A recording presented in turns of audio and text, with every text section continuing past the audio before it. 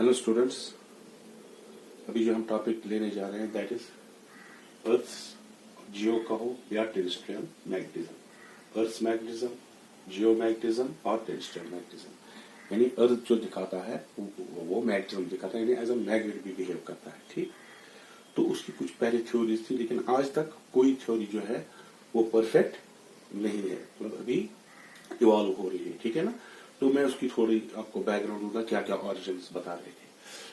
पहला जो था विलियम गिलबर्ट, इसने 1680 में बताया कि जो अर्थ है it consists of magnetic materials inside the earth. Magnetic materials है, उसकी वजह से जो ये अर्थ मैग्नेटिज्म दिखाता है वही जो मटेरियल मैग्नेटिक मटेरियल अर्थ में है तो उस वजह से दिखाता था, ये इसने कहा। फिर उसके बाद आया प्रोफेसर ब्लैकेट, उसने एक और theory the.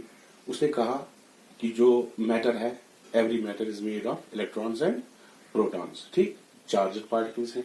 You know that when charged particle moves it produce a current, and when it produce the current it produce also the magnetic field around it.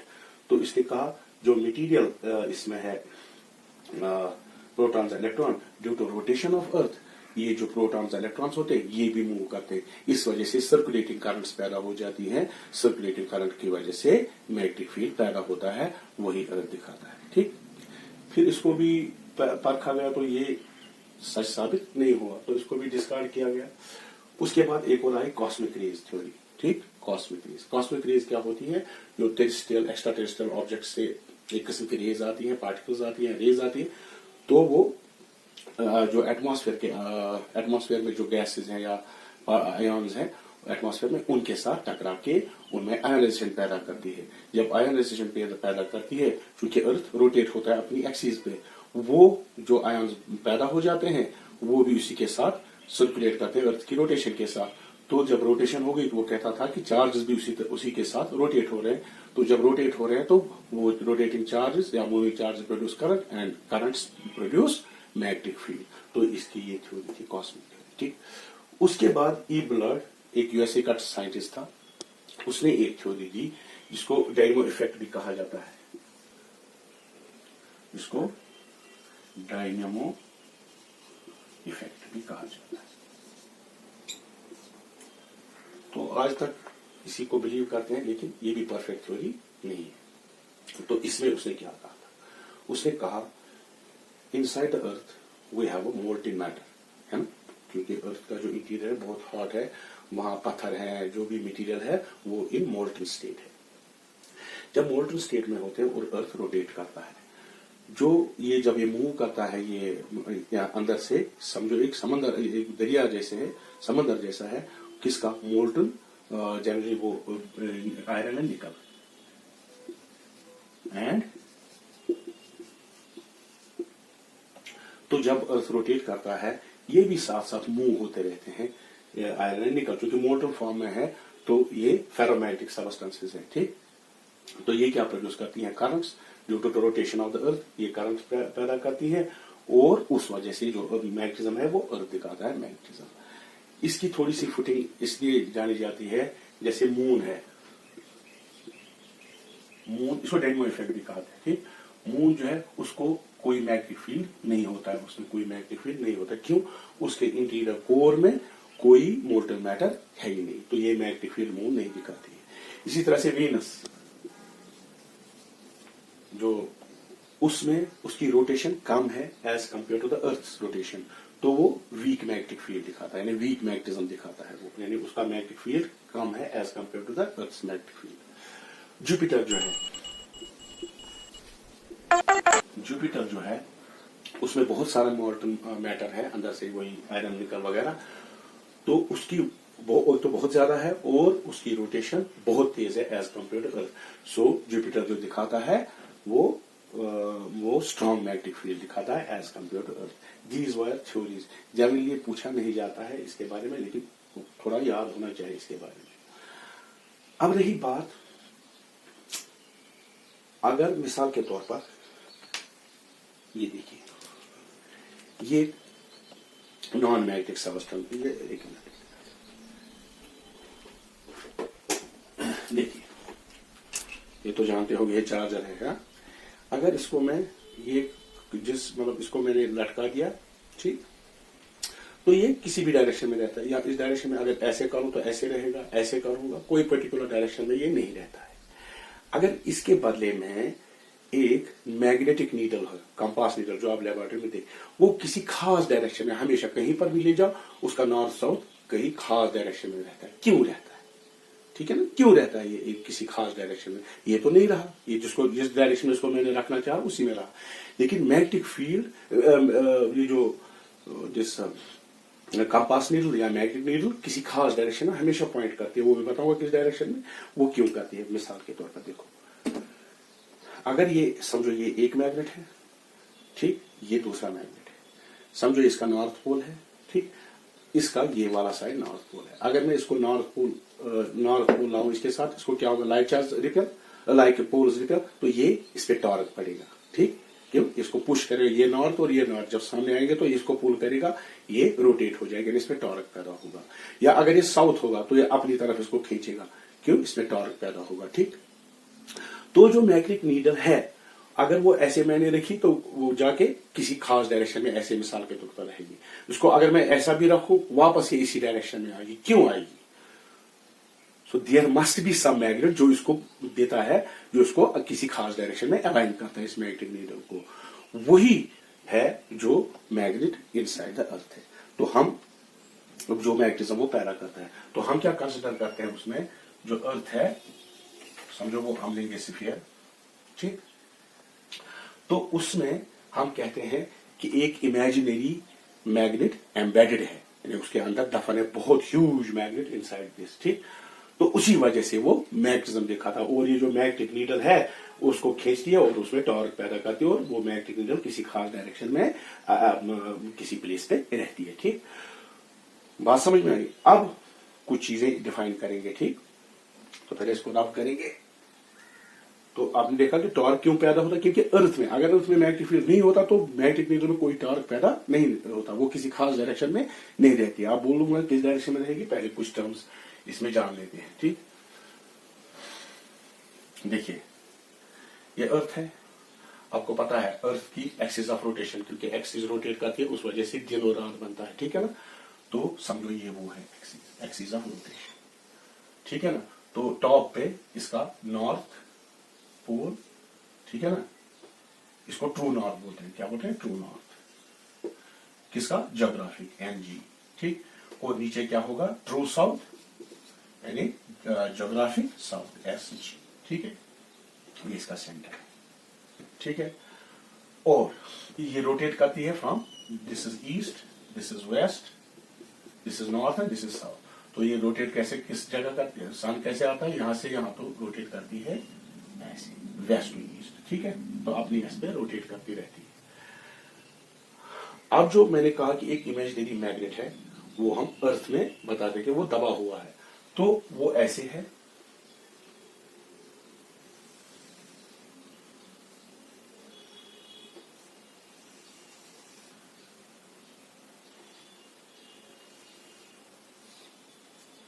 ठीक है। अभी इसकी पोलैरिटी में नहीं बताता हूं, ठीक, क्या कौन सा नॉर्थ है कौन सा साउथ है।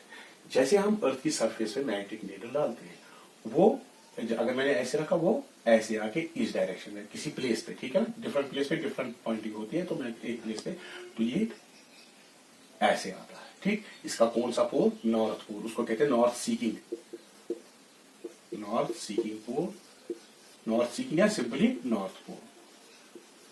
तो मैग्नेट का जो एंड यहां आता है वो नॉर्थ पोल होता है। तो कौन खींचा होगा इसको, इस तरफ कौन लाएगा?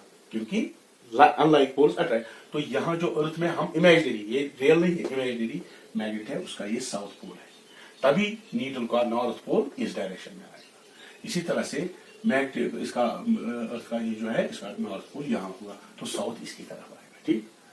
बात समझ में आ गई? तो जो मैग्नेटिक नीडल है वो किस डायरेक्शन में रहती है? ऐसे,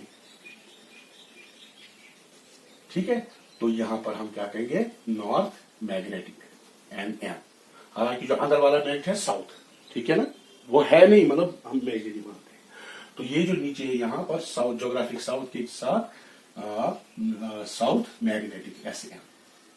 अब देखिए, आपको ये पता है अगर ये मैग्नेट है, ठीक, नॉर्थ और साउथ पोल है इसका, तो मैग्नेटिक फील्ड लाइन कैसे निकलती है, नॉर्थ से साउथ, फिर साउथ से नॉर्थ इनसाइड, ठीक है।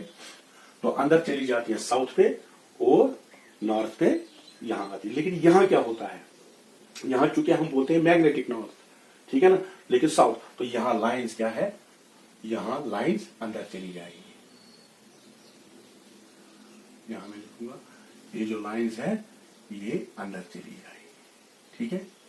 तो नॉर्थ मैग्नेटिक जो अर्थ का है वहां लाइनें अंदर चली जाती है, इन कॉन्ट्रारी टू दिस। तो नॉर्थ मैग्नेट पे क्या जाती है, लाइनें अंदर क्यों जाती है, क्योंकि असल में हमने माना साउथ यहां पर, ठीक। तो नॉर्थ मैग्नेटिक पे लाइनें अंदर जाती हैं और साउथ मैग्नेटिक पे ये लाइनें बाहर आती है। क्यों, अंदर से जो मैग्नेट है उसका नॉर्थ यहां पर है, ठीक। ये कॉन्ट्रारी है।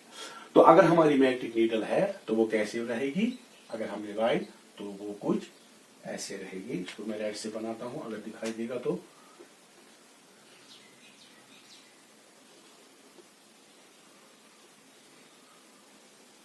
ये उसका नॉर्थ पोल इस डायरेक्शन में होगा, that is called north magnetic की तरफ जाएगा, ठीक। तो ये साउथ पोल होगा, north and this will B south, ठीक है। बात समझ में आई। तो ये है, तो हमने इसका नाम नॉर्थ मैग्नेटिक लिया क्योंकि मैग्नेटिक नीडल का नॉर्थ इस डायरेक्शन में, असल में एक्चुअली ये साउथ है, ठीक है ना, कंफ्यूजन होता है, साउथ है क्योंकि जो एम्बेडेड मैग्नेट है उसका साउथ इस डायरेक्शन में, तभी ये इसका नॉर्थ इस डायरेक्शन में जा रहा है, ठीक। तो चूंकि नॉमेनक्लेचर बनाया था, अगर उसको साउथ कहते हैं उस टाइम तो साउथ भी होता है, अब नॉमेनक्लेचर बना है तो यहां पर ये नॉर्थ पोल इस डायरेक्शन में, north towards the north of the magnetic pole, ठीक है ना। ट्रू नॉर्थ, ज्योग्राफिकल नॉर्थ ये है, मैग्नेटिक नॉर्थ ये साउथ है, ठीक है ना। यह आया समझ। अब कुछ टर्म्स है इसके साथ, इसको मैं अब रब करता हूं।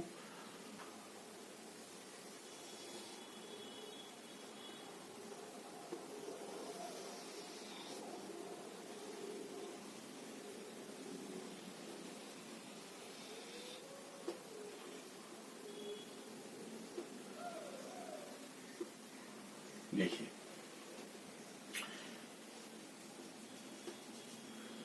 ये ज्योग्राफिकल नॉर्थ NG, ये ज्योग्राफिकल साउथ, इसको कहते हैं हम ज्योग्राफिकल एक्सिस।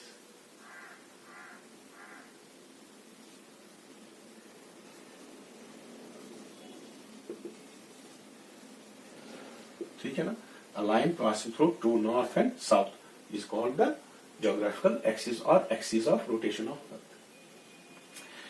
ये जो मैग्नेटिक नॉर्थ एंड साउथ होता है, north magnetic and north south, south magnetic, what is, इसको कहते हैं मैग्नेटिक एक्सिस। इसको क्या बोलते हैं, magnetic. It is the line passing through north magnetic and south magnetic. ये हमेशा एक एंगल बनाती है किसके साथ, जो ज्योग्राफिकल एक्सिस है। ये सेम नहीं रहता, ये एंगल ये बदलता रहता है विद सीजन, विद टाइम, ये बदलता रहता है। आज कुछ 11.7 डिग्री या कुछ ऐसा ही है, ठीक। ये कनाडा में कुछ, लेकिन वो शिफ्ट हुआ है 2021। आप भी इसमें जा सकते हो इंटरनेट पे, वहां देख सकते हो। आज कितना 86 या कुछ है, आज 21 में ये चेंज हो जाता है। So what is magnetic axis, it is the axis which passes through north magnetic and south magnetic, ठीक। इसी तरह से ज्योग्राफिकल एक्सिस क्या है, it is an axis which passes through geographical north to geographical south. उसके बाद है magnetic meridian, geographical meridian पहले, मेरिडियन, मेरिडियन, ठीक, स्पेलिंग चेक कर लेना। ज्योग्राफिकल मेरिडियन, ज्योग्राफिकल मेरिडियन क्या होता है, एक प्लेन होता है ऐसे, vertical plane which passes through this axis. ये जो मेरा हाथ है, ये सब जो प्लेन है, it passes through geographical axis, that plane is called geographical meridian. अब plane which passes through geographical axis, a vertical plane which passes through geographical axis is called as magnetic meridian। इसी तरह से दूसरा होता है is called geographical meridian, magnetic meridian।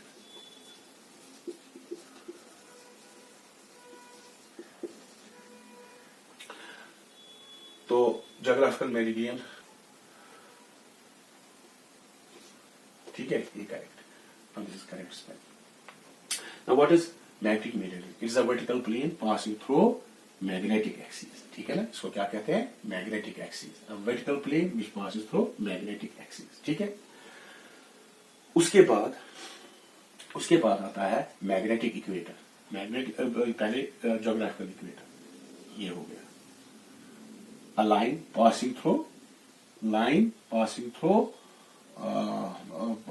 Through centre of the earth and perpendicular to geographical axis, ठीक।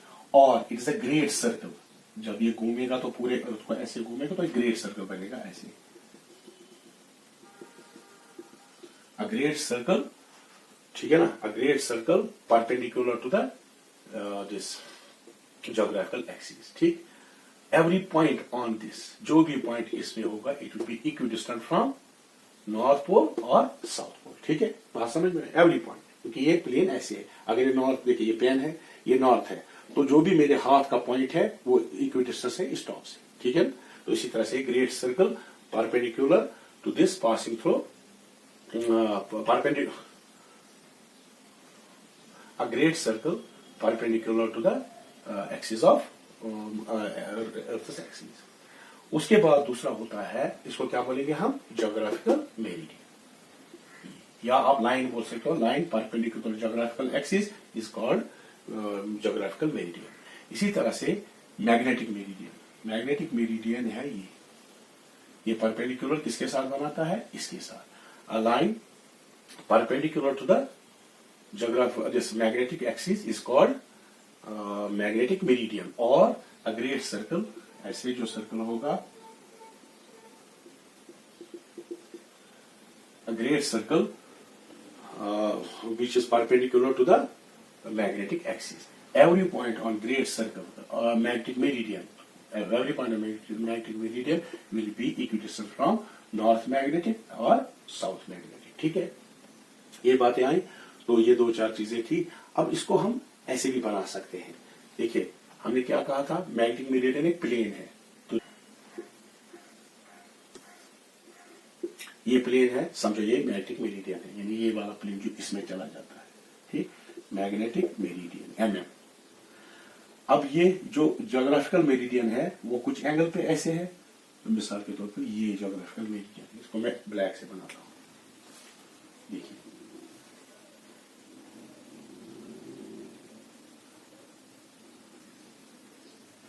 ये जो plane है ये क्या हो गया? ज्योग्राफिकल मेरिडियन GM, ठीक, बात समझ में आई? ये हो गया, ये ऐसे भी दिखा सकते हैं बुक की शक्ल में, जैसे ये बुक है, ये अगर आपका मैग्नेटिक मेरिडियन है तो ये वाला ज्योग्राफिकल मेरिडियन, ठीक, मैग्नेटिक मेरिडियन ज्योग्राफिकल मेरिडियन, ठीक, ये हो गया आपको, तो ऐसे भी दिखा सकते हैं, ठीक है। तो ये चीजें याद रखना, ज्योग्राफिकल मेरिडियन क्या होता है, मैग्नेटिक मेरिडियन क्या होता है, मैग्नेटिक एक्सिस क्या होती है, ज्योग्राफिकल एक्सिस क्या होती है, नॉर्थ ये ट्रू नॉर्थ क्या होता है, ये this is true north, this is not true north. अगर हमें नॉर्थ पोल पे जाना है तो हमें इस डायरेक्शन में नहीं जाना, थोड़ा 11 डिग्री 0.7, लेकिन आजकल कोई ज्यादा है तो वो उसको ऐड करके कंपनसेट करके राइट को जाना है। अगर इस डायरेक्शन में हो तो फिर लेफ्ट करके यहां चला जाना है, ठीक है। Next, elements of earth's magnetic field. Elements of earth magnetic field, जैसे जब हम स्पेस में जाते हैं, स्पेस में कोई पॉइंट हो तो हमें कितने कोऑर्डिनेट्स चाहिए? 3 कोऑर्डिनेट्स उस पॉइंट को स्पेसिफाई करने, डिस्क्राइब करने के लिए, यानी x coordinate, X, Y and Z ऊपर वाला, ठीक। तो इसी तरह से किसी जगह पे, किसी प्लेस पे, अर्थ पे अगर हमें मैग्नेटिक फील्ड को कंप्लीट डिस्क्राइब करना है तो हमें 3 एलिमेंट चाहिए। कितने? 3। क्या क्या? डिप, डेक्लिनेशन, इनको बाद में डिफाइन करेंगे, dip, declination and horizontal component of earth's magnetic field. ये जो पैरामीटर्स हैं, these with the help of these 3 parameters we can describe the Earth's magnetic field at that point, ठीक। These are called elements of Earth's magnetic field। क्या क्या? Deep, declination and horizontal component of magnetic field are called as Earth's elements of Earth's magnetic field because they with these three parameters we can describe the magnetic field at a place on the earth. क्यों place at a place? क्योंकि these vary at a place to place. ठीक है ना? बात समझ में? This was definition. पहले हम declination define करेंगे. Declination.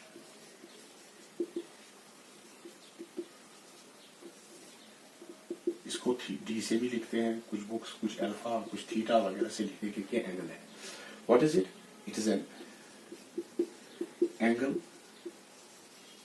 Between magnetic meridian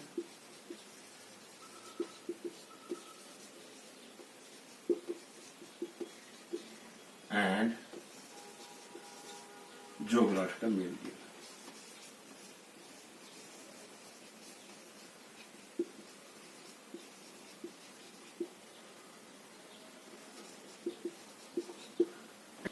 Declination, ये कुछ बुक्स डी भी लिखते हैं, अल्फा थीटा.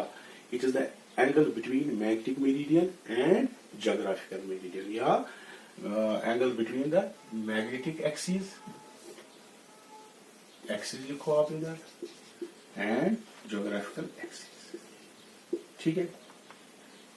सपोज ये हमारे पास अर्थ है, ये इसकी जियोग्राफिकल एक्सिस है, ये आपका नॉर्थ जियोग्राफिकल, ये नॉर्थ साउथ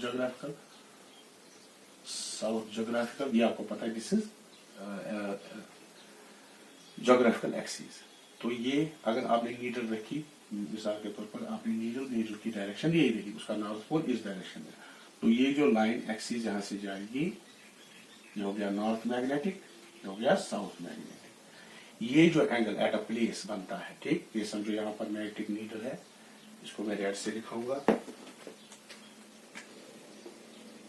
ये समझो आपकी मैग्नेटिक नीडल है यहाँ पर, ठीक है ना, किसी पॉइंट पे. तो ये जो एंगल बनता है यहाँ पर, लेट अस से अल्फा, ठीक, इसको हम कहते हैं एंगल ऑफ, या इसको कहते हैं डेक्लिनेशन. ठीक है ना. या इसको हम ऐसे भी दिखा सकते हैं,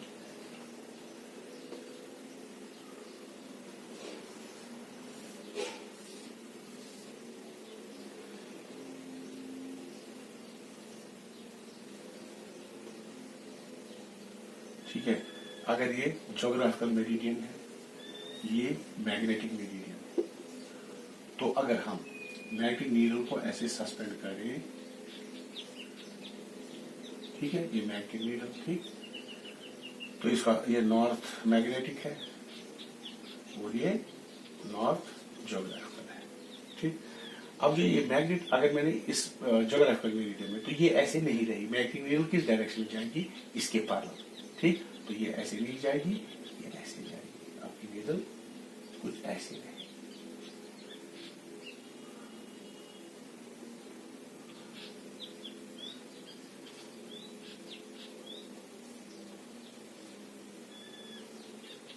इस डायरेक्शन में कुछ ऐसे रहेगी. ये उसकी एक्सिस, ये एक्सिस इसके पैरेलल. ठीक. तो ये जो एंगल यहां पर बना, ये जियोग्राफिकल मेरिडियन, ये लाइन, और ये हो गया आपका, ठीक है ना. और इसको ऐसे भी दिखा सकते हैं, अगर ये समझ नहीं आया तो ऐसे, मिसाल के तौर पर ये समझो मैग्नेटिक मेरिडियन एम, ये आपका जियोग्राफिकल मेरिडियन, ये जो एंगल यहां पर बनता है, ये आपका हो गया डेक्लिनेशन एंगल. ठीक है. Angle between geographical meridian and magnetic meridian, इसको हम डेक्लिनेशन कहते हैं. ये डिफरेंट जगह पे डिफरेंट होता है. दिल्ली में कुछ होगा, लंदन में कुछ और होगा, श्रीनगर में कुछ और होगा. ठीक है.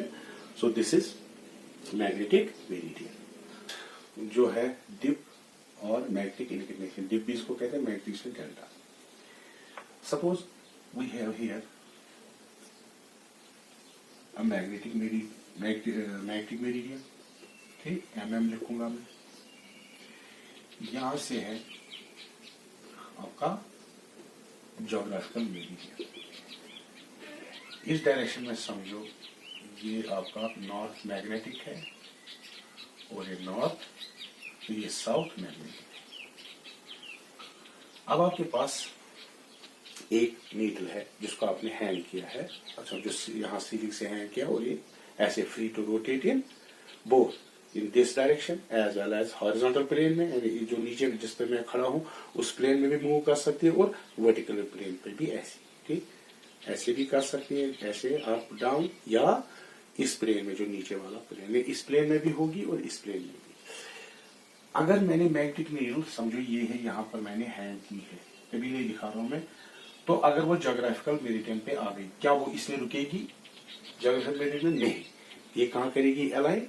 इस डायरेक्शन में, मैग्नेटिक मेरिडियन, क्योंकि ज्योग्राफिकल मेरिडियन में कौन सा होगा? North geographical and north south geographical, ठीक।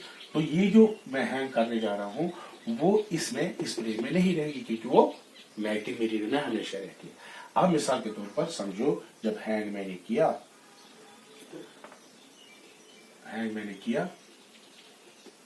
ठीक, अब आ गई इस प्लेन में ये मैग्नेटिक नीडल, ठीक। अब क्या होगा? अब ये एक तो पहले ऐसे आ गई, चलो इसके अलाइन किया इसके साथ, ठीक। अब ये ऐसे डिप भी होगी, ऐसे डिप, तो इसी वजह से इसको डिप एंगल कहते हैं, ठीक। यानी क्यों? जो रिजल्टेंट इंटेंसिटी होती है मैग्नेटिक फील्ड की वो इसी डायरेक्शन में एट दैट प्लेस। सो ये जो है ये आएगी, तो ये ऐसे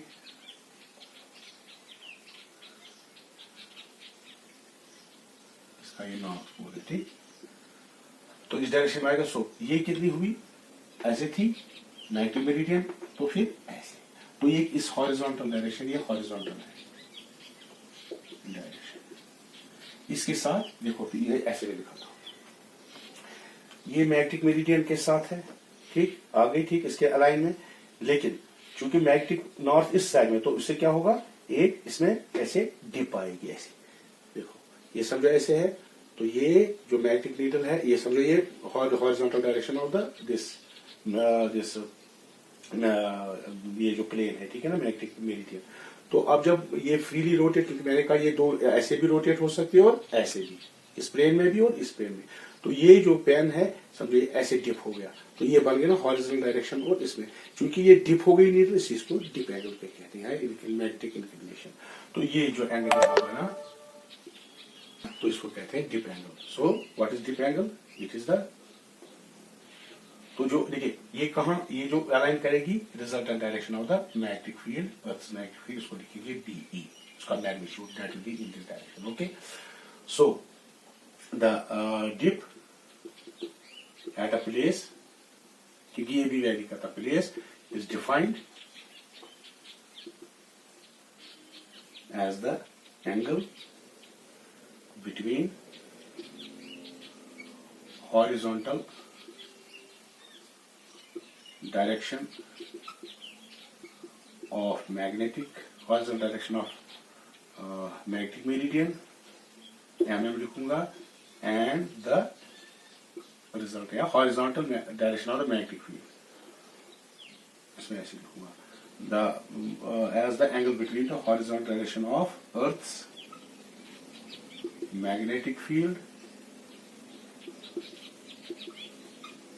and the total magnetic field of Earth। तो ये जो है ये horizontal component of earth magnetic field, ठीक है ना। अब इसको अलग से दिखाऊंगा, देखो अगर ये रिजर्व मैग्नेटिक फील्ड है, टोटल मैग्नेटिक फील्ड जिस डायरेक्शन में ये पॉइंट करती है, कौन? जो नीडल है, ठीक। तो ये हो गया उसका हॉरिजॉन्टल कंपोनेंट, तो ये हो गया आपका डेल्टा, ठीक। तो यहां से इसका वर्टिकल कंपोनेंट है, ठीक। सो हॉरिजॉन्टल कंपोनेंट कम लिखते हैं एच, इसको लिखते हैं वी, ठीक।